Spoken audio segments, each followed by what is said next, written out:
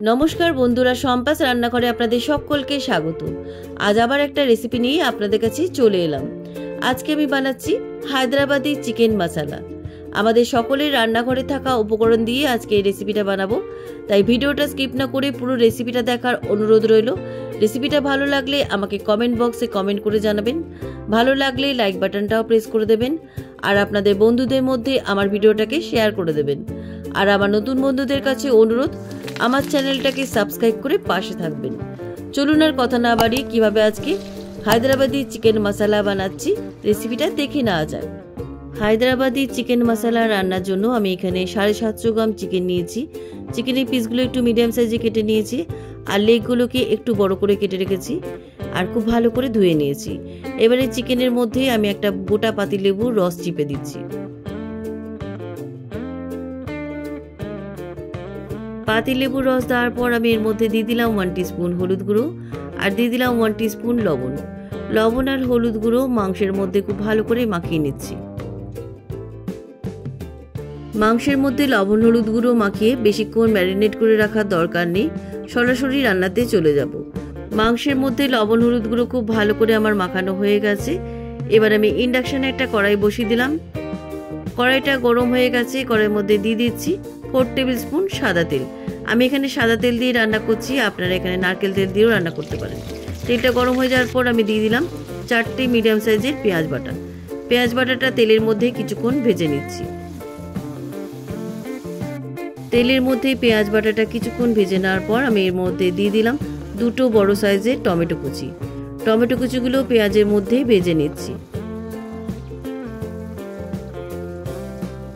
পেঁয়াজের সাথে টমেটো কুচিগুলো একটু নরম হয়ে যাওয়ার পর আমি এর মধ্যে দিয়ে দিচ্ছি 1 টেবিল স্পুন আদা বাটা, আর দিয়ে দিচ্ছি 1 টেবিল স্পুন রসুন বাটা। আদা রসুন বাটার কাঁচা গন্ধ চলে যাওয়া পর্যন্ত পেঁয়াজ আর টমেটোর সাথে ভেজে নিচ্ছি। পেঁয়াজ টমেটোর সাথে আদা রসুন বাটাটা কিছুক্ষণ ভাজা ভাজা হয়ে আসার পর আমি দিয়ে দিচ্ছি 1 টেবিল স্পুন কাঁচা লঙ্কা বাটা। ঝালটা আপনাদের স্বাদ অনুসারে দেবেন। এবার কাঁচা লঙ্কা বাটাটাও খুব ভালো করে সমস্ত উপকরণের সাথে মিশিয়ে দিচ্ছি। মশলাটা আমার খুব ভালো করে কষানো হয়ে গেছে, আদা রসুনের কাঁচা গন্ধও চলে গেছে। এবার আমি আগে থেকে লবণ হলুদ মাখানো চিকেনের টুকরোগুলো মশলার মধ্যে দিয়ে দিলাম। খুব ভালো করে সমস্ত উপকরণের সাথে মিশিয়ে দিচ্ছি। মশলার মধ্যে চিকেনগুলো মিনিট 5 কষিয়ে নেওয়ার পর আমি এর মধ্যে দিয়ে দিচ্ছি 1/2 টিস্পুন হলুদ গুঁড়ো। চিকেনটা ম্যারিনেট করার সময় হলুদ গুঁড়ো দিয়ে মাখিয়েছিলাম, তাই হলুদ গুঁড়ো কম দিলাম। আর দিয়ে দিলাম 1 টিস্পুন ধনে গুঁড়ো, আর দিয়ে দিলাম 1 টিস্পুন কাশ্মীরি লাল লঙ্কার গুঁড়ো, 1/2 টিস্পুন ঝাল লঙ্কার গুঁড়ো দিলাম। এবার সমস্ত গুঁড়ো মশলাগুলো চিকেনের মধ্যে খুব ভালো করে মিশিয়ে দিচ্ছি।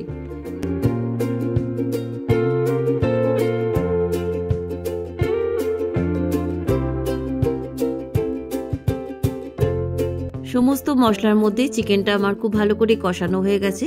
দেখুন মশলা থেকে তেল ছেড়ে গেছে। এবার আমি চিকেনের মধ্যে 1 মুঠো কারি পাতা দিয়ে দিলাম। কারি পাতাগুলো চিকেনের মধ্যে খুব ভালো করে মিশিয়ে দিচ্ছি।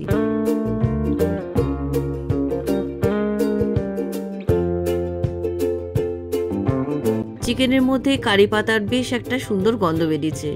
চিকেনটা ম্যারিনেট করার সময় অল্প একটু লবণ দিয়ে আমি চিকেনটা ম্যারিনেট করে রেখেছিলাম। লবণটা একটু চেক করে দেখলাম লবণটা একটু কম লাগছে, তাই আমি এর মধ্যে পরিমাণ মতো লবণ দিয়ে দিলাম। লবণটা চিকেনের মধ্যে খুব ভালো করে মিশিয়ে দিচ্ছি। রান্নাটা আমার প্রায় শেষের দিকে। এবার দিয়ে দিচ্ছি এর মধ্যে 1 টিস্পুন গরম মশলা গুঁড়ো, আর অল্প একটু কাসুরি মেথি ক্রাশ করে দিয়ে দিলাম। গরম মশলা গুঁড়ো আর কাসুরি মেথি চিকেনের মধ্যে খুব ভালো করে মিশিয়ে দিচ্ছি। গরম মশলা গুঁড়ো আর কাসুরি মেথি চিকেনের মধ্যে ভালোভাবে মিশিয়ে দেওয়ার পর আমি এই চিকেনের মধ্যে দিয়ে দিচ্ছি 1 মুঠো ধনেপাতা কুচি। ধনেপাতা কুচি চিকেনের মধ্যে ভালোভাবে মিশিয়ে দেওয়ার পর আমি ইন্ডাকশন থেকে নামিয়ে নিচ্ছি। তবে রান্নাটা কিন্তু এখনো কমপ্লিট হয়নি। এবারে আমি চিকেনের মধ্যে একটা তড়কা দেবো। তড়কা দেওয়ার জন্য আমি ইন্ডাকশনে আবার একটা ফ্রাই প্যান বসিয়ে দিলাম। ফ্রাই প্যানের মধ্যে দিয়ে দিচ্ছি 1 টেবিল স্পুন সাদা তেল। তেলটা একটু চারিদিকে ছড়িয়ে দিচ্ছি। তেলটা গরম হয়ে যাওয়ার পর আমি তেলের মধ্যে দিয়ে দিচ্ছি 5টা শুকনো লঙ্কা আর 1 মুঠো কারি পাতা। কারি পাতা আর শুকনো লঙ্কাটা তেলের মধ্যে একটু নাড়াচাড়া করে নিচ্ছি। কারি পাতা শুকনো লঙ্কাগুলো ভাজা হয়ে গেছে। এবার ইন্ডাকশন থেকে নামিয়ে নিয়ে চিকেন কষার কড়াইটা আবার বসিয়ে দিলাম। এবার এই চিকেন কষার মধ্যে ফোড়নটা ঢেলে দিচ্ছি। ফোড়নটা চিকেনের মধ্যে খুব ভালোভাবে মিশিয়ে দিচ্ছি।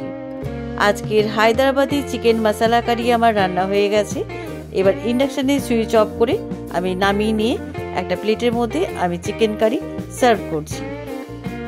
কেমন লাগলো আজকের এই হায়দ্রাবাদি চিকেন মশলা কারি রেসিপি? আপনারাও বাড়িতে আর একঘেয়ে চিকেন না খেয়ে এইভাবে একবার হায়দ্রাবাদি চিকেন মশলা কারি বাড়িতে বানিয়ে খেয়ে দেখুন। ভাত, রুটি, পরোটা সব কিছুর সাথেই চলে যাবে। রেসিপিটা কেমন লাগলো আমাকে কমেন্ট বক্সে কমেন্ট করে জানাবেন। ভালো লাগলে লাইক বাটনটাও প্রেস করে দেবেন আর আপনাদের বন্ধুদের মধ্যে আমার ভিডিওটাকে শেয়ার করে দেবেন। আর আমার নতুন বন্ধুদের কাছে অনুরোধ, আমার চ্যানেলটাকে সাবস্ক্রাইব করে পাশে থাকবেন। আর আমার চ্যানেলে নতুন নতুন রেসিপি দেখার জন্য পাশে থাকা ছোট্ট বেল আইকনটাও প্রেস করে দেবেন। আজ তাহলে চলি, আবার একটা নতুন দিনে নতুন রেসিপি নিয়ে আপনাদের কাছে চলে আসব। সবাই ভালো থাকবেন, সুস্থ থাকবেন। ধন্যবাদ।